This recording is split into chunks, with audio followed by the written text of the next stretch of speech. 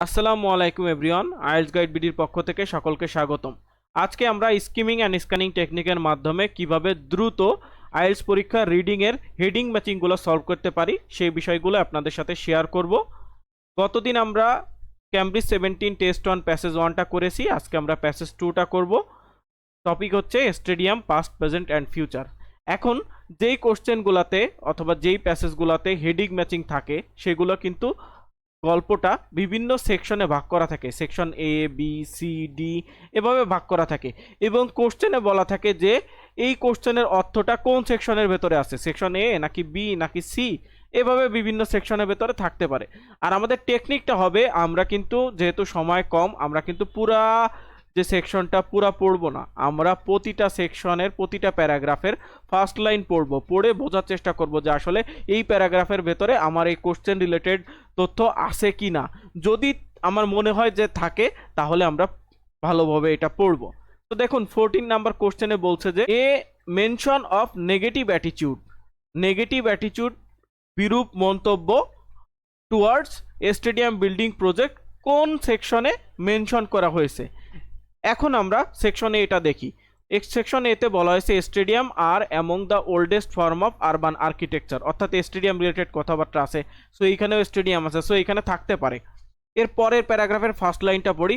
Today however stadium are regarded with growing scepticism অর্থাৎ সন্দেহ, stadium সম্পর্কে সন্দেহ তৈরি হচ্ছে।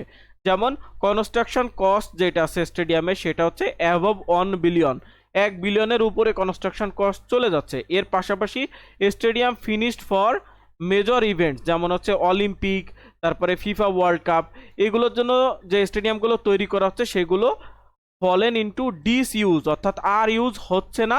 এরপরে ডিস রিপেয়ার অর্থাৎ এগুলোকে মেরামতো করা হয় না।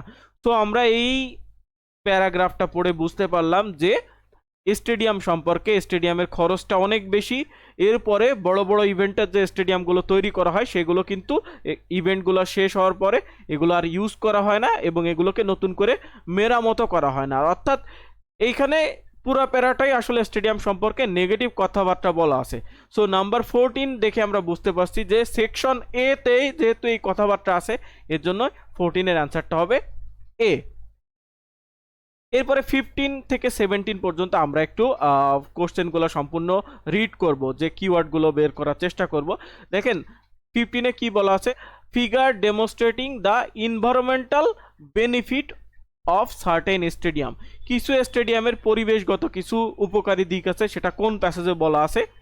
এরপরে 16-এ বলা আছে example of the wide range of facilities, অনেকগুলো ফ্যাসিলিটিস যেমন সুইমিং পুল, প্লেগ্রাউন্ড, এই ধরনের কিছু facility available at some new stadium, নতুন কিছু স্টেডিয়ামে এই ফ্যাসিলিটিগুলো দেওয়া আছে। এইটা কোন প্যারা কিংবা কোন সেকশনে বলা আছে। নাম্বার 17 হচ্ছে রেফারেন্স অফ দ্য ডিসঅ্যাডভান্টেজ, অপকারী দিক of the stadium build during a certain Ira, Ira বলতে যুগ বোঝানো হয়, যে কোন যুগে স্টেডিয়ামের সম্পর্কে কিছু একটা ডিসঅ্যাডভান্টেজ অপকারী দিকটা বলা আছে সেটা কোন সেকশনে। এখন আমরা এই প্যারাটারও ফার্স্ট লাইনটা পড়ব। The amphitheatre of Arles in southern France, অর্থাৎ এই সেকশনের ফার্স্ট প্যারাটা আসলে বলা আছে অ্যাম্ফিথিয়েটার অফ অ্যারিস এবং এটা ফ্রান্সে, এটাতে কত মানুষ থাকতে পারে, এটা কত সালে প্রতিষ্ঠিত, এই ধরনের কথাবার্তা বলা আছে। এর পরের প্যারার ফার্স্ট লাইনটা দেখি। অ্যানাদার এক্সাম্পল, আরেকটা এক্সাম্পল দিয়েছে, সেটা হচ্ছে কি arena of Verona in northern Italy. So ইটালিতে আর একটা স্টেডিয়াম কিংবা অ্যাম্ফিথিয়েটার হচ্ছে মুক্ত মঞ্চ। সো অ্যাম্ফিথিয়েটার সম্পর্কে বলা আছে এখানে 30,000 দর্শক থাকতে পারে। সো এই প্যারাটা সম্পূর্ণটাই হচ্ছে দুইটা আলাদা আলাদা স্টেডিয়াম সম্পর্কে। সো আমরা 15 to 17 কিওয়ার্ড সার্চ করে বুঝতে পারি যে এখানে আসলে কিন্তু অ্যাম্ফিথিয়েটার কিংবা এই ধরনের কথাবার্তা কিন্তু এই তিনটা কোশ্চেনের কোথাও নাই। সো তাহলে আমরা পরের সেকশনে চলে যাই। সো সেকশন সিতে বলা আছে the area in the centre of Italian town Lucca known as Piazza del Anfiteatro is another impressive example. এখানে আর একটা এক্সাম্পল দিয়েছে অ্যাম্ফিথিয়েটার মানে মুক্ত মঞ্চের আর একটা এক্সাম্পল। তাহলে উপরে দুইটা এক্সাম্পল দিল মুক্ত মঞ্চ নিয়ে, এই সেকশনেও কিন্তু মুক্ত মঞ্চ নিয়ে কথাবার্তা কিংবা অ্যাম্ফিথিয়েটার নিয়ে কথাবার্তা বলা আছে। যেহেতু এই 15 to 17 নিয়ে আসলে কিন্তু অ্যাম্ফিথিয়েটার কিংবা অ্যারিনা অফ ভেরোনা, তারপরে লুক্কা, এই ধরনের কথাবার্তা নাই, সো আমরা এগুলো স্কিপ করে যাব। নাম্বার ডি তে একটু দেখি। There are many similarities between modern stadium and ancient amphitheatre. তার মানে এখানে কিন্তু একটা মিল খুঁজে পাওয়ার চেষ্টা করতেছে বর্তমান সময়ের স্টেডিয়ামের সাথে আগের কালের যে মুক্ত মঞ্চের এইটা ইন্ডেন্ট ফর গেমস খেলাধুলার জন্য। But some of the flexibility were lost at the beginning of the 20th century. আমরা একটা কোশ্চেন পড়ছিলাম না, সার্টেন ইরা বলতে কি নির্দিষ্ট একটা যুগের কথা বলা আছে, সেই যুগটা হচ্ছে এই 20th সেঞ্চুরি। এবং এটা ডিসঅ্যাডভান্টেজ কিংবা অপকারী দিকটা হচ্ছে কি ফ্লেক্সিবিলিটি ওয়াজ লস্ট, অর্থাৎ নমনীয়তাটা কমে গিয়েছে। সো এর জন্য যেহেতু এই ধরনের কথাবার্তা আমরা পাচ্ছি সেকশন ডিতে, এর জন্য অ্যান্সারটা হবে সেকশন ডি। এরপরে আমরা প্যারাগ্রাফ ইটা পড়ি। But many of today's most innovative architect see a scope for the stadium to help improve the city, অর্থাৎ নতুন যে আর্কিটেক্টগুলো আছে তারা হচ্ছে যে স্টেডিয়ামগুলো কিভাবে শহরকে ইমপ্রুভ করতে পারে সেই ধরনের দিকগুলো তারা খুঁজে পাচ্ছে স্টেডিয়ামের ভেতরে। তো এখানে কিছু নতুনত্ব আছে। সো এইখানে আমরা দেখছিলাম যে example of the wide range of facility of some new stadium বলতে এখানে টুডে বলতে কি বর্তমান সময়, তার মানে নতুন সময়, এইটাই হচ্ছে নিউ স্টেডিয়ামের ক্ষেত্রে বলা আছে। এখন দেখি কোনো ফ্যাসিলিটি পাওয়া যায় কিনা। সো আমরা তো এই প্যারাতে পাইলাম না। সো এই প্যারা থেকে দেখি there are growing trend for stadium to be equipped with public space একটা facility, service that serve function beyond sports such as hotel, retail outlet, conference centre, restaurant, bar, children playground. So এখানে কিন্তু আমরা পাচ্ছি অনেকগুলো facility পাওয়া যাচ্ছে একটা স্টেডিয়ামের ভেতরে। তো এবং এটা নিউ স্টেডিয়াম বর্তমান সময়, এখানে দেখেন এই যে টুডে বলতে এই নিউটা বোঝানো হচ্ছে। সেই জন্য আমরা এই কথাটা পাচ্ছি যে wide range of facility, bar, hotel, conference centre, এইগুলো কিন্তু পাচ্ছি এই সেকশন ই এর ভেতরে। এর জন্য এটার অ্যান্সারটা হবে ই। এরপরে বাকি থাকলো একটা, সেটা হচ্ছে ইনভায়রনমেন্টাল বেনিফিট, পরিবেশগত কি উপকারী দিক আছে কোনো স্টেডিয়ামের সেইটা। তো আমরা এফ নাম্বার এটা একটু পড়ি। The phenomena of the stadium as power station, এখানে হচ্ছে স্টেডিয়ামটাকে পাওয়ার স্টেশন হিসেবে ব্যবহার করতেছে। দেখি কি বলে, power station has assign from idea that energy problem can be overcome, মানে আমাদের যে বিদ্যুতের সমস্যাটা সেটা কিভাবে দূর করা যায় সেটা হচ্ছে একটা স্টেডিয়ামের ভেতরে আনার চেষ্টা করতেছে। এরপরের প্যারার ফার্স্ট লাইনটা একটু পড়ি।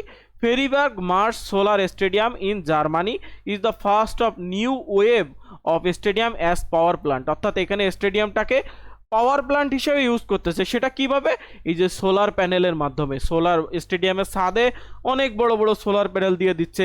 এই সোলার যে বিদ্যুৎ উৎপন্ন হয় এটা কিন্তু পরিবেশের সাথে কোনোভাবেই এটা পরিবেশের বিপরীত না, কারণ যেগুলো কয়লা তারপরে জ্বালানি তেল এইগুলো পুড়িয়ে যে বিদ্যুৎগুলো উৎপন্ন করা হয় সেগুলো কিন্তু পরিবেশের সাথে সাংঘর্ষিক। কিন্তু এই সূর্যের আলো দিয়ে সোলার প্যানেলের মাধ্যমে যে বিদ্যুৎগুলো তৈরি করা হয় সেগুলো কিন্তু পরিবেশের সাথে একটা উপকারী দিক আছে, environmental benefit of certain stadium. So এইটাই হচ্ছে সেই স্টেডিয়াম।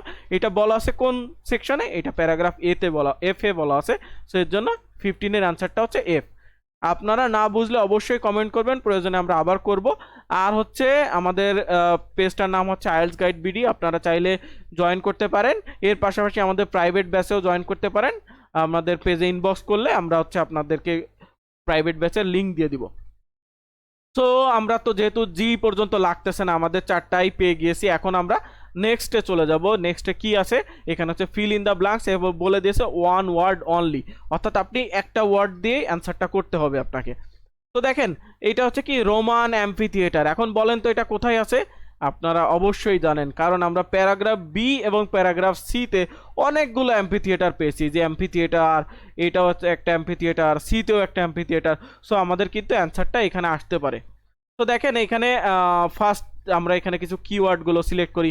কিওয়ার্ডগুলো সাধারণত বড় হাতের অক্ষরগুলো হয়, বিভিন্ন নাম্বার হয়। সো দেখি রোমান স্টেডিয়াম, এটা একটা কিওয়ার্ড। ইউরোপ, তারপরে হচ্ছে অ্যাম্ফিথিয়েটার অফ অ্যারিস, এই যে এইটা আমরা পেয়ে গেছি। এটা কোথায় পেয়েছিলাম, প্যারাগ্রাফ বিতে, এই যে অ্যাম্ফিথিয়েটার অফ অ্যারিস, এই ফার্স্ট লাইনে।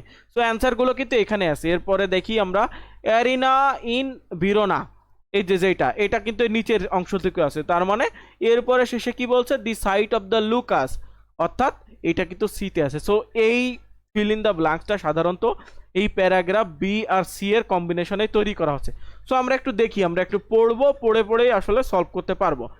তো নাম্বার বলছে the amphitheatre of Arles for example was converted first, প্রথমে এটা কি ছিল, into a dash, converted first into a dash, এটাকে কি করা হয়েছে প্রথমে কনভার্ট করে। তো অ্যাম্ফিথিয়েটার এটা কবে তৈরি করা হয়েছিল, 1980-তে।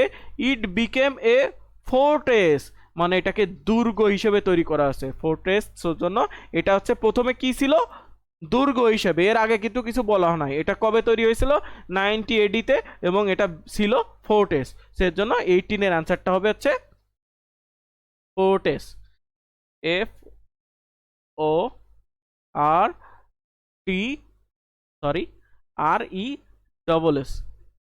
তো এইটা হচ্ছে এখানে এটা ছিল। এরপরে বলছে দেন, দেন বলতে কি বোঝায়, দেন বলতে বোঝা হচ্ছে তারপর, তারপর এটাকে কি করা আছে, দেন ইনটু এ রেসিডেন্সিয়াল এরিয়া। দেখি রেসিডেন্সিয়াল এরিয়া কোথায় আছে, towers and 5th century and was transformed into village containing more than 200 houses. House বলতে কি বোঝায়, রেসিডেন্সিয়াল হাউস, তার মানে এরপরে ফোর্ট্রেসের পরে এটা হয়ে গেছে রেসিডেন্সিয়াল এরিয়া। এরপরে ফাইনালি অবশেষে ইনটু এ অ্যারিনা, অ্যারিনা বলতে যুদ্ধক্ষেত্র বোঝানো হয়। হোয়ার স্পেকটেটর, স্পেকটেটর বলতে যারা দর্শক তারা বোঝায়, দর্শক কুড ওয়াচ, তারা দেখতে পারে কি এই অ্যারেনাতে কি হয় সেটা। With the growing interest during the 19th century it was converted back into a arena. হ্যাঁ, অ্যারিনা পেয়ে গেছি। এটাতে মানুষ কি দেখে, for staging of bull fight, bull fight বলতে কি ষাঁড়ের লড়াই, তার মানে এটা মানুষজন এখানে দেখতে পারবে বুল ফাইটস। এরপরে নাম্বার 20-এ বলছে যে মিন হোয়াইল, ওইট আমি একটু স্পেস দিই, মিন হোয়াইল এর পাশাপাশি the arena in Verona, arena in Verona যেটা আছে সেটা কি ছিল, one of the oldest Roman amphitheatre, এটা অনেক পুরাতন Roman amphitheatre. It is famous today, বর্তমানে, টুডে বলতে সবসময় বর্তমানে বোঝায়। এটা হচ্ছে 19টা হচ্ছে bull fight. Is famous today as a venue, এটা ভেনু হিসেবে কোনো একটা জায়গার স্থানকে ভেনু বলে। হোয়ার, যেখানে ড্যাশ ইজ পারফর্মড, এখানে কিছু একটা পারফর্ম করা হয়। So arena of Verona in northern Italy, এটাতে বর্তমানে কি করা হয়, যে টুডে, টুডে বলতে বর্তমানে। Year before the arise 40 years before Roman famous Colosseum, it endured with centuries and is currently, currently বলতে কি বোঝায়, বর্তমানে। So currently considered one of the world prime site, prime site, prime সাইটটা synonym হচ্ছে কিসের, venue. এই যে venue আছে না, এই যে অ্যাজ এ ভেনু, এই ভেনু বলতে কোনো একটা স্থান বোঝায়, প্রাইম সাইট অথবা ভেনু একই synonym. Where dash is perform, সেখানে কি দেখানো হয় কিংবা কি করা হয়, ফর অপেরা, অপেরা বলতে হচ্ছে এই যে গান গায় না, রাশিয়ান গান কিংবা এই ধরনের ইটালিয়ান কিছু গান আছে, এগুলোকে অপেরা বলে। So where opera is performed, তো এটা 20-এর আনসারটা হবে অপেরা। Wait, opera. আর 19-এর আনসার হচ্ছে বুল ফাইট। আমি একটু রেড মার্ক করে দেই, ফোর্টেস, বুল ফাইট, অপেরা। এরপরে number 21, the site of Lucca's amphitheatre, লুকার যে amphitheatre has also been used for many purposes, বিভিন্ন উদ্দেশ্যে এটা ব্যবহার হয় ওভার দ্য সেঞ্চুরিজ, বিভিন্ন শতাব্দীতে, ইনক্লুডিং দ্য স্টোরেজ অফ, এটাতে কি স্টোর করে রাখা হয়। So becoming absorbed into the fabric of the city, the evolve similar way Arles was progressively filled with building of the middle age until 19th century, previously use as, কি কি কারণে এটাতে store করা হয়, কি ইউজ অ্যাজ হাউস, বাড়ি হিসেবে ব্যবহার হয়, কিন্তু স্টোরেজ কি করা হয়, এ সল্ট ডিপোর্ট, অর্থাৎ এইটাতে লবণ রাখা হইতো, এ সল্ট ডিপোর্ট, ডিপোর্ট বলতে কি যেখানে রাখা হয় কিংবা নামানো হয়। সো স্টোরেজ অফ সল্ট বলতে লবণ বোঝায়, SALT, এটাতে লবণ রাখা হইতো। নাম্বার 21-এর answer. Number 22, it is now a market square with dash and homes, with, এটা এখন একটা মার্কেট স্কোয়ার হিসেবে ব্যবহার হচ্ছে, উইথ কিছু একটা এবং বাসস্থান হিসেবে। তো আমরা দেখি হোম আছে কোথায়, টুডে রুইন্স অফ অ্যাম্ফিথিয়েটার, যেহেতু এটা বলছে নাও, নাও বলতে বর্তমান সময়টাই বোঝানো হচ্ছে নাও। তো দেখেন এটাকে বাসা হিসেবে ব্যবহৃত হচ্ছে এবং আর কি হিসেবে ব্যবহৃত হচ্ছে, ruin amphitheatre remain embedded within various shops and resident. Resident বলতে আসলে কিন্তু হাউস বোঝায়, তো ড্যাশ অ্যান্ড হোমস অথবা হাউস, সেটা অ্যান্ড আছে, রেসিডেন্স বলতে হোম আছে, তাহলে এর আগে কি আছে শপ, সো উইথ শপস হবে, SHOPS। সো নাম্বার 22 হচ্ছে শপস। সো এইভাবে আসলে আমরা ফিল ইন দ্য ব্লাঙ্কসগুলো করতে পারি কিওয়ার্ড ধরে ধরে। সো এখন 23 অ্যান্ড 24 নাম্বার কোশ্চেনে বলা আছে when comparing 20th century stadium to the ancient amphitheater in section D, section ডিতে যখন এই দুই ধরনের স্টেডিয়ামকে কম্পেয়ার করা হয়েছে তখন হুইচ টু নেগেটিভ ফিচার, দুইটা বিরূপ যে ফিচারটা ডাজ রাইটার মেনশন, রাইটার আসলে কোন দুইটা নেগেটিভ দিক তুলে ধরেছেন। তো আমরা এই পর্যন্ত তো পড়েছি। আমরা এখানে দেখি many such stadium are situated in the suburban area, কিছু স্টেডিয়াম আছে সেগুলো হচ্ছে উপশহরে অবস্থিত, designed for sporting use only, এগুলোকে শুধুমাত্র খেলাধুলার কাজে ব্যবহার করা হয়। এইখানে যেমন আমরা দেখলাম যে চিলড্রেন প্লেগ্রাউন্ড, বার, আউটলেট, হোটেল, এইগুলোর ব্যবহার না, এখানে শুধুমাত্র স্পোর্টিং ইউজ এটার জন্য। আর একটা বলতেছে যে সারাউন্ডিং বাই পার্কিং লট আছে, এটা একটা অ্যাডভান্টেজ, এটা কোনো খারাপ দিক না। তারপরে বলছে this factor means that they may not be accessible to the general public, অর্থাৎ এটা কিন্তু সহজে অ্যাসেসিবল বলতে সহজে ঢোকা যায়, প্রবেশ করা যায়, কিন্তু এটা কিন্তু জেনারেল পাবলিকের জন্য আসলে ইজিলি অ্যাসেসিবল না। তো আমরা নিচ থেকে দেখি দে are made less durable material, না এটা কিছু বলা নাই। দে আর লেস ভার্সিটাইল, ভার্সিটাইল বলতে বোঝানো হয় যে বিভিন্ন ধরনের ইউজে ব্যবহার হয়, আর লেস ভার্সিটাইল বলতে কম ইউজ, তার মানে শুধুমাত্র স্পোর্টিং ইউজের জন্য ব্যবহার হয়, এর জন্য এটা আসলে বলা হচ্ছে যে লেস ভার্সিটাইল। এরপরে they are less convenient location, less convenient location বলতে এটা হচ্ছে কনভিনিয়েন্ট বলতে কি সহজ, আর লেস কনভিনিয়েন্ট বলতে কম সহজ, কিংবা এটা যেতে এই জায়গা যেতে একটু কষ্ট হয় জনগণের। সো এখানে দেখেন যেহেতু এটা উপশহরে তৈরি এবং এটাতে যেতে হচ্ছে, এটা may not be accessible to the general public, অর্থাৎ সাধারণ জনগণের যেতে অসুবিধা হয় এইটা, এর জন্য they are in the less convenient location, তাদের লোকেশনটাই একটু খারাপ।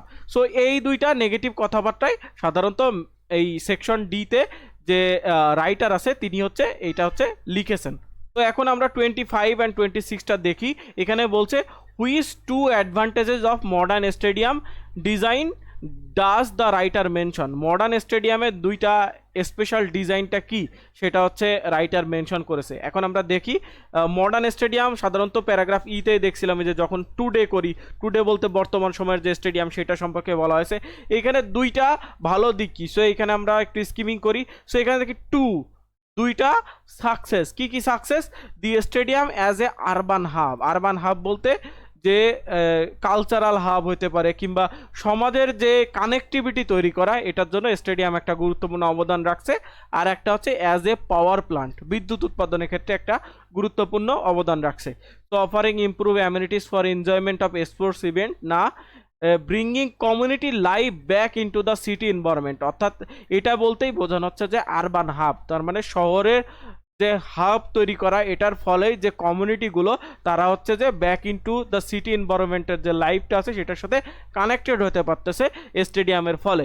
এরপরে power plant facilities, solar and wind energy solution, local residents reduce their consumption of electricity, power plant দেখতে হবে, পাওয়ার প্ল্যান্ট হিসেবে কোথাও আছে নাকি, providing a suitable site for installation of renewable power generation. So এখানে পাওয়ার জেনারেশনটাই পাওয়ার প্ল্যান্ট হিসেবে ব্যবহৃত হচ্ছে। সো এটার অ্যান্সারটা হচ্ছে ই এবং হচ্ছে বি, এর আগেরটার অ্যান্সার ছিল সি অ্যান্ড ডি। সো এভাবেই সাধারণত আমরা একটা ফুল প্যাসেজ সলভ করতে পারি। তো থ্যাংক ইউ এভরিওয়ান অনেকক্ষণ সময় ধরে আমাদের ক্লাসটা করার জন্য। যদি আমাদের ক্লাসটা ভালো লাগে অবশ্যই আমাদের পোস্টে একটা লাইক দিবেন, আমাদের ইউটিউব চ্যানেল থেকে দেখলে চ্যানেলটি সাবস্ক্রাইব করবেন এবং আমাদেরকে সাপোর্ট করবেন যাতে আমরা আরও নতুন নতুন ভিডিও আনতে পারি। থ্যাংক ইউ এভরিওয়ান, আল্লাহ হাফেজ।